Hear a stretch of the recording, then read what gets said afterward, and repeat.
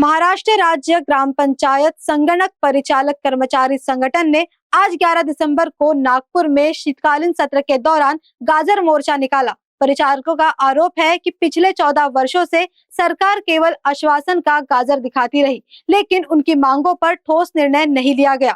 इसी विरोध में 1 दिसंबर से पूरे महाराष्ट्र में काम बंद आंदोलन जारी है। भारत माता की काम केलं पोराने,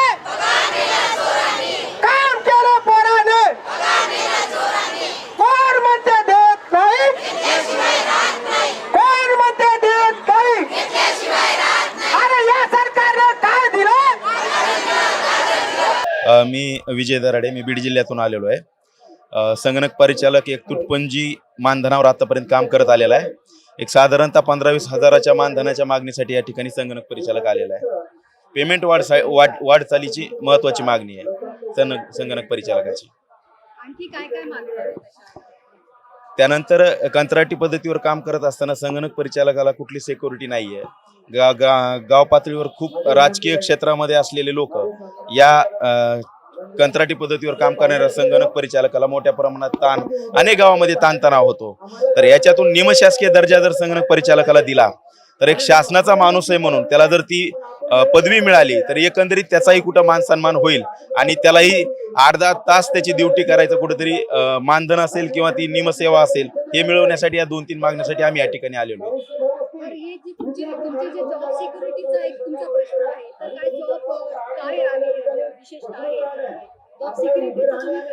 आतापर्यंत 2011ला संगणक परिचालकाची जॉईनिंग ग्रामपंचायत पातळीवर झाली आणि मुळात या सरकारनं डिजिटल इंडिया करायचं ठरवलं। पण ज्या ग्राउंड लेवल पासून ग्रामपंचायत पासून खरी डिजिटल इंडिया होणार असतो तिथंच त्या संगणक परिचालकाला 1 महिन्याचं मानधन दिलं जातं, पुढच्या 3 महिन्याचं मानधन दिलं जात नाही, पुन्हा कधी 2 महिन्याचं मानधन दिलं जातं, पुन्हा 1 महिन्याचं मानधन बुडवलं जातं आणि मागच्या 4 वर्षापूर्वी अख्ख्या एका वर्षाचंच मानधन त्या कंपनीनं बुडवलं। मग अनेक आंदोलनं झाली, सगळं झालं, पण नेमकी यांची सिक्युरिटी काय की पुढे भविष्यामध्ये हे पुरं राहणार आहेत की नाही राहणार आहेत याचा काहीच मेळ नाही। फक्त हे चालू आहे आणि आमच्यामध्ये जी दलाली खाणारी कंपनी आहे ती बंद करावी आणि या सर्व पोरांना निमशासकीय मध्ये दर्जा द्यावा आणि मानधन 15,000च्या पुढे द्यावं, ही सरळ साधी मागणी आहे। 10,000 येतं त्यातले बी 100 रुपये चोरायला लागलेत, 9,900 दिलेत। आमचे 19-19.5 संगणक परिचालक या महाराष्ट्रामध्ये साधारणतः काम करतात।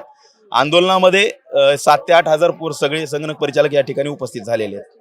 वर्गीकरण जर करायचं झालं तर महिला आणि पुरुषांची संख्या किती असेल?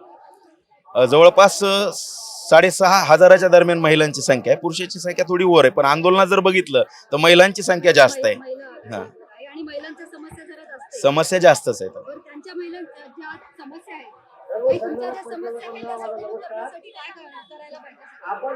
सरकारने आमच्या ज्या मागण्या आहेत की बा महिलांना प्रसूती रजा द्यायला पाहिजे, त्यानंतर त्यांना जॉब सिक्युरिटी पाहिजे, तसंच त्यांना काय म्हणते एक नाही का संरक्षण म्हणा किंवा नाही का महिलांच्या हिशोबाने त्यांना जसं म्हणजे कोणी पण येतो काय पण बोलून जातो तर नाही का ग्रामसेवकने आमच्या साईडनं बोललं पाहिजे। गाव पातळीवर राजकारण चालते, कमिटी वगैरे आम्हाला त्रास देते तर तिथं सुद्धा आम्हाला एक संरक्षण म्हणून म्हणजे सिक्युरिटी जॉब सिक्युरिटी द्यायला पाहिजे। आणि आम्हाला लंच ब्रेक पण नसतो, सुट्ट्या पण नसतात, समजा संडे राहिला तरी पण नाही का त्या दिवशी काही अर्जंट काम राहिलं तरी बोलवलं जाते। तर ह्या गोष्टी तरी आम्हाला नको आहेत, त्यापासून थोडं तरी आम्हाला नाही का घरांकडे पण लक्ष देता आलं पाहिजे, मुलांकडे ह्या समस्या आमच्या सोडवल्या पाहिजे। आणि हर महिन्याला आमची पेमेंट होत नाही, 6-6 महिने 4-4 महिने पेमेंट होत नाही, ते पण व्हायला पाहिजे। एक म्हणजे रेग्युलर पेमेंटसाठी एक फिक्स डेट असायला पाहिजे। या मागणी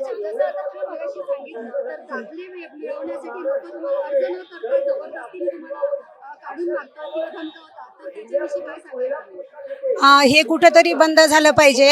आम्हाला जॉब सिक्युरिटी मिळाली पाहिजे, कारण की स्त्रियांना नेहमीच संघर्ष करावा लागलेला आहे, कारण की त्यावेळेस सावित्री आईने संघर्ष केला म्हणून स्त्रियांना शिक्षण मिळालं। आता माझ्या पूर्ण महाराष्ट्रातील सावित्रीच्या, जिजाऊच्या आणि रमाईच्या लेकी सरकारकडे न्याय मागण्यासाठी आल्या आणि त्यांना सरकारने न्याय मिळावा एवढीच आमची इच्छा आहे। माझं नाव गुणवंत राठोड, राज्याध्यक्ष महाराष्ट्र राज्य ग्रामपंचायत संगणक परिचालक कर्मचारी संघटना NGP 5768।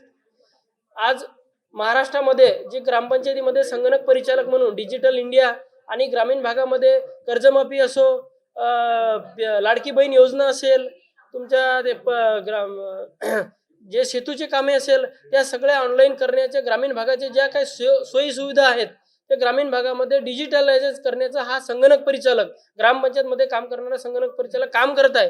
परंतु या संगणक परिचालकांच्या भविष्याशी हा शासन जवळपास 14 वर्षापासून खेळला जात आहे.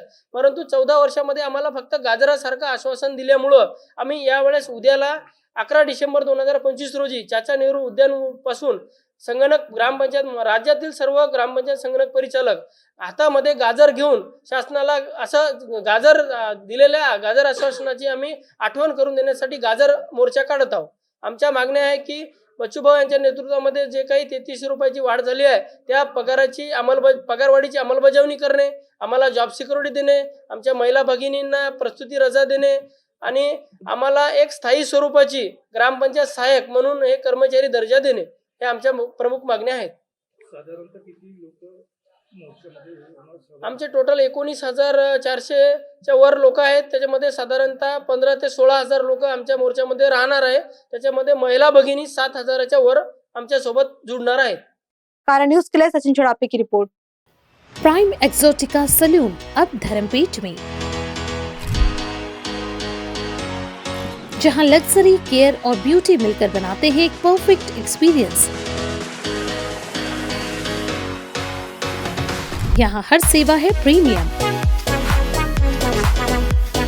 हमारे signature Korean hair spa, Tiffany's hair care और स्किन केयर के साथ प्राइम एक्सोटिका, जहां हर कदम पर मिलता है लग्जरी का एहसास और हर क्लाइंट को मिलता है घर जैसा प्यार। पायल मंधारी द्वारा स्थापित प्राइम एक्सोटिका सिर्फ एक सैल्यून नहीं बल्कि है खूबसूरती और आत्म देखभाल का प्रीमियम ठिकाना। Visit S prime exotica near Shivaji Nagar, Dharampeth, opposite Starbucks, Nagpur. Luxury that feels like home.